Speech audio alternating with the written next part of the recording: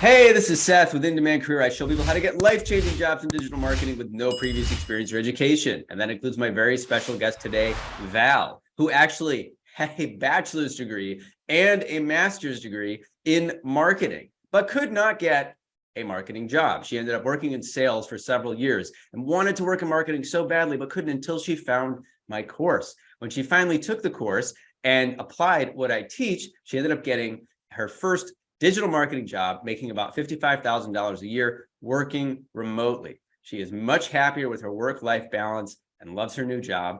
And a lot of people ask me who watch the channel, hey, do I have to be 20 years old to get into this career? And the answer is you do not. I've had people of all ages, and you can make a career transition into digital marketing. Val is a great example of that. I'm very excited to share her story with you. Thanks for being here, Val. Thank you for having me, Seth. I'm really excited. My pleasure. So why don't you tell people just a little bit about your current job that you have right now? I'm a search media buyer associate for a company named Basis Technologies. They are a technology software company that provide not only the software, but the services to be able to, for company brands and also agencies to streamline their digital marketing. So on the software side, it is an all-in-one, which is an awesome software for the brands or the agencies to facilitate from planning to billing to financial reconciliation to reporting on direct buys, programmatic, search, social, all in one. And then we also have the services side, which is where I work on for companies or brands that say, you know what, we just want you to run our media for us. So that's awesome. So you're actually are you running Google ads, right? Or are you doing Facebook? We have Google and YouTube ads, so it's same platform. So I'm wow. paid search, yeah. That's great. And so most of my students get jobs in Google ads, but YouTube is obviously huge. It's a totally different beast, though. It's a totally different type of advertising. But that's awesome. And how do you like the job? I love the job. Like, oh my God, I didn't know this could exist. Just the work-life balance, the culture, just the people. Most importantly, the people. It's so true when they said that the company is like a strong indicator of its CEO. Like our CEO, Sean, is awesome. Like I never met any CEO at a company that I worked for. Never knew how they looked or anything. And he actually communicates with us. We have town halls or ask the CEO anything. So it's really cool to feel like he's touchable, So I'm loving it. That's fantastic. And is the job in-house or remote? Completely remote. So I'm nowhere near. I'm in Atlanta. The company is based in Chicago, but it's all over too as well. So it's an international company as well. That's so great. That's so great. So I'm really happy for you. And of course, people want to know that your story is a unique one. And I think it's very relatable. So, why don't you tell people a little bit about your background and, what happened to you leading up to this big career change? Well, like so many people that you talk about on the channel, I was that person that got my bachelor's degree in marketing. I got a master's degree. It wasn't in marketing, it was in finance. I thought I was going to change careers because marketing wasn't happening for me. But I entered school. I graduated from high school in 1999, went directly into undergrad. And like I said, digital wasn't a thing then, 99. Like I said, Facebook was just getting started around 2003, 2004. Google Ads wasn't around, so it wasn't a part of the curriculum. We was just learning about market research, things of that nature, the foundation of marketing, the four Ps. I just want to interrupt you for a second, just guys. This is a great story, and I think you guys can get a lot from hearing this. It's still not part of the curriculum. I just want you guys to know that it's so mind-blowing. Okay, so your teachers had an excuse. I would be like, all right, 2003, it's brand new. I think they still should have been on the cutting edge if a university is supposed to have any value at all. But okay, it's brand new. It's not that big. Google is not making billions and billions. They're making maybe millions and a billion. But it's 20 years later, guys. Exactly. The college is still are not teaching this, most of them. It is still whatever you learn. So you'll share that in a moment. But I just want you guys to remember that whether you're thinking about going to school for marketing or whether you are still trying to understand how all these people got jobs without a degree, to understand just how bad these degrees are. And so what were you learning back in 2003? And spoiler alert, it's what people are still learning today. The traditional market research and analysis. We was learning the 4 Ps, the product life cycle, those things. And I'm not even just talking, out of the credits that I have, out of the 100 or so credits, only 24 were marketing. The rest was core, humanities, English, all that. So when I came out of college, I was expecting to get a marketing job. That was my degree. But that didn't work out. So I went into sales. I did have an emphasis. You was able to have a concentration on your marketing degree. So I went into sales. I'm not going to lie, the money was good. I was comfortable, but the work-life balance was awful, especially if you was a good salesperson. It was no life at all. So I eventually got burnt out several times. From there, I did start trying to learn digital marketing through YouTube, Udemy, things of that nature. I started, working with churches with their websites, things of that nature, helping with social media. But I wanted to get into that as a career, specifically Google Ads. And like I said, I wasn't landing. I didn't know how to go about it. So I ended up for a second, because I think you said something really, really interesting there, which is that sales. So you got into sales, and guys, no sales job in the history of humanity has required a degree. It says so on the job posting. Sales is just talking to people, right? And you're obviously an outgoing person. So you're on the phone, right? You were on the phone, or were you in person selling? both. Okay. So and what were you selling? Oh, I've sold everything. So from timeshares to I was selling in the financial industry too as well, selling financial products. I went into admissions, college admissions. Yeah, I was the enemy. Oh my And God. it's still sales. You had a quota, you had a certain number of students you had to enroll. And Wow, that led to burn. we should do a separate interview about that, guys. Because what do I say all the time? It's like these high schools open up their schools to these salesmen. They're called recruiters. They're salesmen for the colleges. The colleges need to get a certain number of enrollments so they can make money. It's really dirty. It's not ethical, but I'm sure you have some good stories about that. But whatever it is, these are, this is sales skill sets are nothing in school teaches this. There's no degree. It's, can you get on the phone or talk to a person and basically have rapport with them and inspire them to want to do business with you? And this is where a lot of people who have marketing degrees end up, because they don't have any really marketing related skills that are, that are actually going to get them a job. So you'll talk more about that in a second. So now tell us, so what happened next? So I was getting frustrated. I was burnt out. So I was seeking on YouTube other careers to go into, and I found you on YouTube. And it took me a minute to purchase the course. I went through almost every testimonial that you can think of, everyone. I think I went through all of them, and I wanted to make sure that this really did work. And so ironically enough, I purchased the course and it sat on the shelf, right? Because again, I was making money. Even though I wasn't happy with my job, I was making good money. So time went by. I picked the course up again, 2019 or so. Again, did a little bit. Context. I just gonna interrupt. So you bought the course in 2018 originally. Guys, for anybody, your story is going to be inspiring for people to say, take the power of taking action. So you're saying you bought it in 2018, but you didn't take any action. None. So then, none whatsoever. And then you came back again in 2019. 2019, came back, did a little bit, sat on the shelf again. Like I said, I ended up getting another position, more demanding. So didn't have the energy after work to do that. Right. Then 2021, I picked it back up again after getting burnt out again in sales. And I've completed it this time.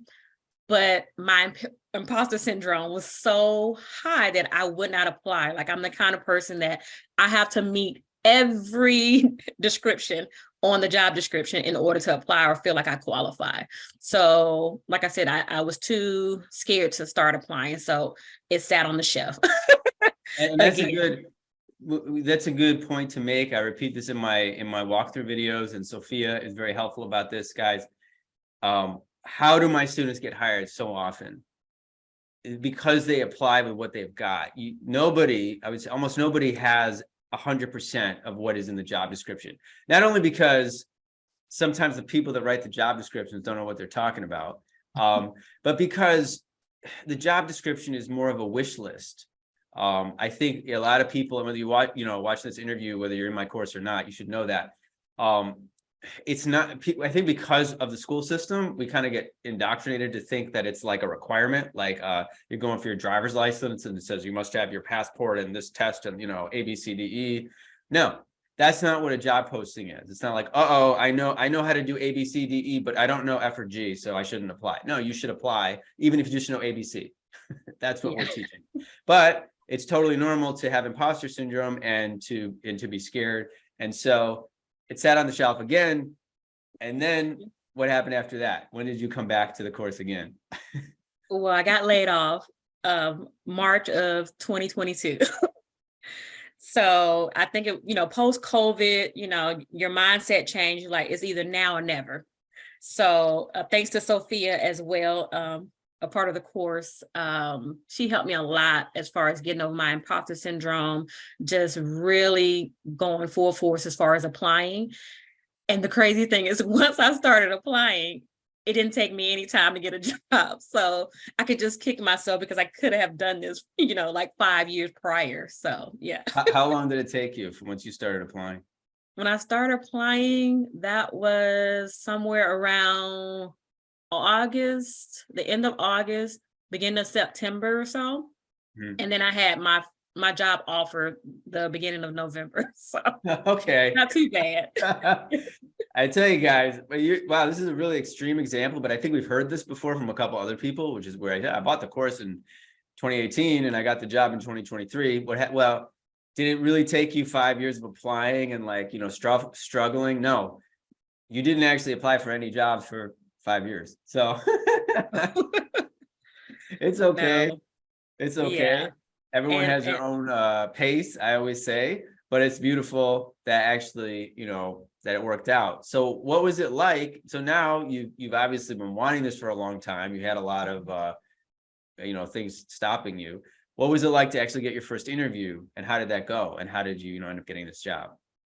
Well, it was actually awesome. My first interview was actually with a company, a shopping company that I actually use. So I was so excited. And so I got to the third interview. I ended up not getting the job because that particular job, not all, that particular job, they preferred someone that had Python skills and SQL.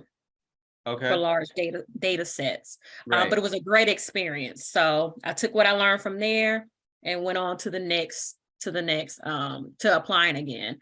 I did another round of applications and it came down to 3 companies. And the company that I'm with now was the company that was my number one choice, but I didn't think I was going to get it. It was so out of my league.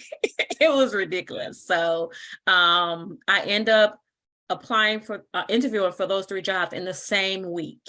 Okay. Wow. And it was neck and neck. Like each company did 3 interviews, and I was getting towards the end. I did a 4th one with the company that I'm with now, with the VP. But when it came to the 3rd interview, I had already got a response from the second of the other 2 companies that I didn't end up taking. And that was a rejection, of course. One of those jobs was hybrid. The other one would have been completely in office. And so one of them also too as well was not really what I wanted to go into, but I was willing to do it to get my foot through the door. It was more on the digital sales, and you kind of can hop in and help with the social media ads. Yeah, no, that wouldn't have been for you, because then It you would get wouldn't. back into sales. No. Exactly. So it worked out. So once I got those 2 rejections, I'm like, well, if I didn't get those 2, I know I'm not going to get this one that's out of my league. Right. Right. So not 2 days later, after I got those rejection emails, I got another email from the company that I'm with now saying, hey, the team like you, I like you, which is my direct manager. I want you to meet the VP. And I was like, awesome. Okay, this is good. Right. This is number 4. So I met the VP. Everything went awesome. And not even the next day, maybe some hours later, I received the email with the offer. And I'm like, get out of here. Right. This can't be real. This can't be real. And I'm very curious. I asked my direct manager, I'm like, I'm curious because I don't have a lot of experience. Why did I get the job? And she's like, I love your personality on the interview. Like, you're so eager to learn. And that is what we're looking for. That's our culture here. Someone that continuously learn and you're excited about paid search. That's what she said. And I could kick myself again, like, oh my God, why didn't I do this sooner? So I was so excited. Wow. Now, that's amazing. And guys, I say this in the course. What is the whole interview section that I redid? The whole point of it, whether you're in the course or not, I'll tell you this. I redid it to try to get you, just so you're excited about the interview. That's the whole trick. The whole trick for a lot of these jobs. You need to have the knowledge, right? Obviously, they were impressed with your knowledge too, right? You didn't just walk in and say, hello, I want to learn about this. You knew Google Ads, you did the spreadsheet, run ads. And then you had the excitement. And that's, so when people walk into an interview and they're very stiff and they seem very serious, it's very hard for that to resonate. But this nerding out, as I call it, you nerded out, right? Like you just, you're all into paid search. Like that in and of itself is nerdy. Like who's into paid search? Like who wants to talk about that? We do. Marketers, they want to talk with each other about match types and this new, what Google new feature, Google changed the interface, this type of thing. So that's exciting. Now, it was super exciting. Why did you think it was out of your league? Because, like I said, it wasn't, I was thinking more so with my experience that maybe I'll be working for a smaller agency. I had no clue, and based on the job description too, as well, I had no idea that a large company of that size, as well as someone who actually makes the software for paid search and digital marketing agencies, would go with someone with my skill level and experience. Like and then it was international. It wasn't I was looking more for a mom and pop agency in which I could grow. Smaller. And something smaller. And what did it say on the job description? Did it say like 2 years experience, 3 years experience, 4 years experience? Do you remember? I think it was around 2, if I'm not mistaken. So 1 to 2, but even then I didn't still think I was qualified. Right. Right. And you had all the sales experience, but your marketing experience was like a few months, right? I mean, exactly. Or things I did for, side clients, which that doesn't really count for me. But also for everyone watching, it obviously did. I guess so. And the thing about it is, one thing, the crazy part about it is that also why I didn't think I was qualified was the spin. They kind of gave a kind of estimated spend on what you'll be, managing. I'm like, oh my God, that's a lot of money. I don't think I'm there just yet. Can you give us an estimate? What do you mean? Like thousands, hundreds of thousands, millions? Yeah, like I think one of the job descriptions said you have to be comfortable with managing, it was somewhere between like hundreds of thousands of dollars in spend. I'm like, oh my God. The point is, you applied anyway. I applied anyway, because at this point I got tired of putting it on the shelf. Yeah. I was post-COVID mentality of, hey, change your life now, go into a new career, and with support of the group, which is awesome, kind of helped push me forward and give me the confidence that I needed. So yeah. That's wonderful. I love to hear that. Sophia is amazing, guys. Yes. By the way, if you're in the course, all my coaches, you guys are getting a $5,000 to $10,000 program if you signed up. So I have to throw in a little plug there because it's true. Like somebody, Sophia just helped somebody negotiate a salary. I was like, dude, Yes. you would pay like $3,000 to a executive trainer, coach, recruiter, career coach for that kind of assistance. So I have actually. I've used headhunters too as well in my previous career. wow. So And you're how much did definitely you right pay them? about that. You're definitely right about that. How much did you pay those So guys? I'm curious. yeah, so I ended up starting right before Thanksgiving. And it Okay. was 90 days of training. I had to have a mind shift going into this culture, because when you've been programmed for so long in a different type of environment, it is foreign to think that a company could care about you, right? It is Wow. foreign to think you can have, work-life balance. It is foreign to think that everyone is not for themselves, but they're actually a team. They don't just say they're a team, and they're willing to share the knowledge. It took me a minute to get adjusted, because I thought it was too good to be true and I was going to wake up, right? So, Wow. yeah. I'm really happy to hear that. And I sympathize too. I had somebody who just started the course who I think, if you're watching, I think you know what I'm talking about. I know if you have there are, like in sales or other industries, people have bad experiences. And I think in other aspects of digital marketing, maybe copywriting or certain other skill sets, people might have this type of experience. But I think you're a great example of the fact that there are good companies, there are good agencies, and it's in their best interest to keep you happy. Like that's what you realize. Like you can't mistreat. They treat you like professional athletes because they want you to renew your contract there. They're training you. You're going to be more valuable. They're paying you a very modest salary now, which sounds like it's worth it for the work-life balance, for the culture, for what you're learning. And in about a year, whenever, you're worth almost twice as much. Yeah. They're going to give you a raise, or you're going to go somewhere else. So it's in their I've interest. already gotten one, actually. What, an offer? A raise. Oh, okay. Okay. So I don't know if it was a raise, but the CEO is very big on make sure he's paying his employees a livable wage. And so when that changes, they do adjustments.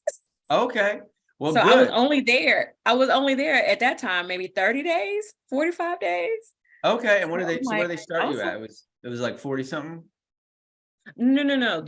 It went too far off from where it is now. If it shifts just a little, they're making Okay. that change. I think it was at 52-ish, but then it went up to 55. But even if it's just a little bit, if tomorrow it says shifts to 55.5 or Yeah. 56, he's gonna make That's sure he's there. Yeah. that's a great attitude. And I Yeah. think, as I said, for a first job, it's an incredible salary to be making. Yeah. Because you're basically getting paid to learn. And then as you get more confident, over time, I always tell my students this, like you are welcome to leverage up. I've had students that love their company so much they'll make a little less to stay there. But eventually people, move up. Yeah. Because I said, like, you're valuable, you're valuable. And you want to own that. So, well, that's awesome. And then you were telling me, I don't know if you mind sharing this with the group, you had, and as far as work-life balance goes, 'cause I know it's such a big issue for people, you were saying that did you want to talk about the thing that happened recently, where the job allowed you some freedom? Sure. Like I was telling you, I had to be reprogrammed. So I think maybe 60 to maybe 70 days into my employment, a family member of mine, my mom had a massive stroke. And I was panicking because I was new to my job. I'm like, what am I going to do? Because I'm thinking in the old terms, in the old culture that I'm used to. And I was literally working from the hospital every day. And my boss would see the hospital equipment like, what are you doing? Like, just take off, would have to force me to take off. And that even just showed me how amazing this company is. They kept saying family first, or your health first, and Wow. I had to be reminded of that because I'm just not used to that. I've been in cases in sales to where I myself would go to the hospital and they would call me in the hospital saying, "Oh, when do you think you will be back?" Wow. So yeah. That's such a difference. And guys, that is what it's like in sales. I mean, it's basically like if you've seen Glenn Ross or Wolf of Wall Street or any of these movies about salesmen, it is a Yes. high So true. energy. I don't want to say anything on PC, but I just want to say it is like a, what is it? Dog eat dog type It situation. is. It's like you have that, there's like high risk, high reward. You have the opportunity to make money, make commissions if you work your butt off, if you are Yeah. pushing and selling and making commission. But Yeah. there's no balance there. There's no No, compassion. There's no not at care. all. It's everyone for themselves. It's very rare to find any type of what you're describing here. So I think it's Yeah. really, I'm sorry to hear about your mom. I was just in the hospital recently with a relative, and it's Yeah. stressful. And if you'd had that sales job, it would have been that would have been rough. But the Yeah. fact that these guys, not only were you allowed the flexibility, but you were encouraged Yeah. to take care of yourself and your family, I think is really Yeah. exciting. Again, that's what I see in this culture. That's Yeah. what I see. That's what my students see. Some people come into the course or write me messages and say they haven't had that experience, and I'm like, you're you're you know you're missing what I think is the majority, the situation for most of these agencies and companies. Again, they want to keep you happy and they want to create a good culture because that's a sustainable company.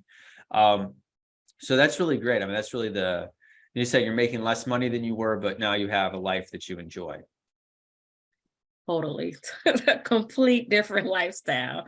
Like I said, I'm smiling because it's foreign to me still at this point. And I think I'm just hit my 6 months mark. Yeah. So That's yeah. awesome. Well, just give it a few more months or a year. It takes a minute. Um, it took the same for me. I mean, it's for everybody who takes the course. It's a transformational experience, guys.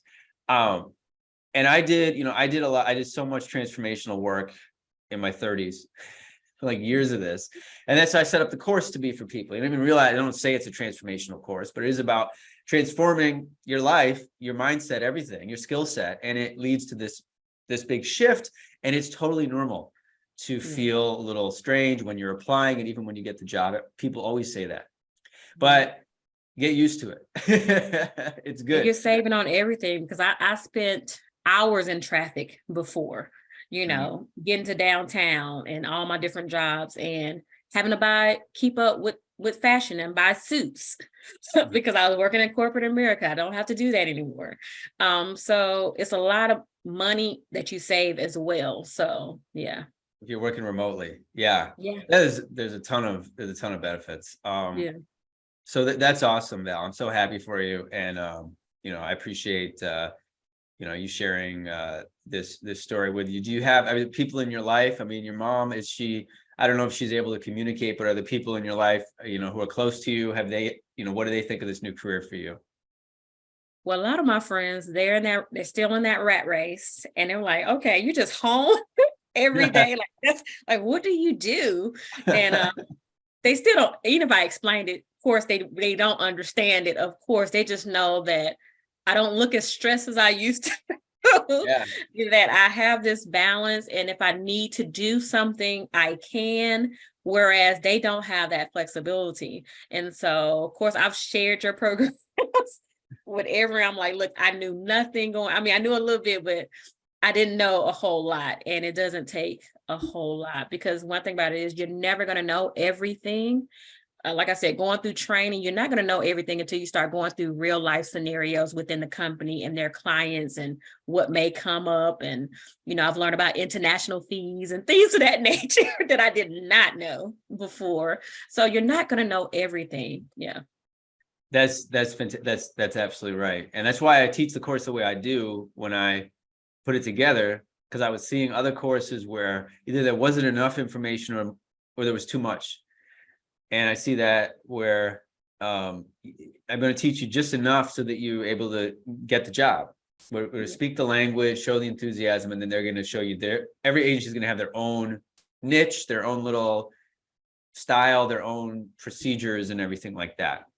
That's why I don't want to teach you one specific. If I showed you like a procedure and you're like, oh, I know everything and I got the certificate from this course, and then you go to this other agency, oh, we don't do things that way, then, Exactly. you know, then you're in trouble. So yeah, well, I think I'm excited, and I love the fact that you're actually, you know, still seem to, you're enjoying learning, and you're still very, you know, pumped about your job, which honestly I think is a very rare, beautiful thing for somebody to be excited about their job I know. that much. Definitely.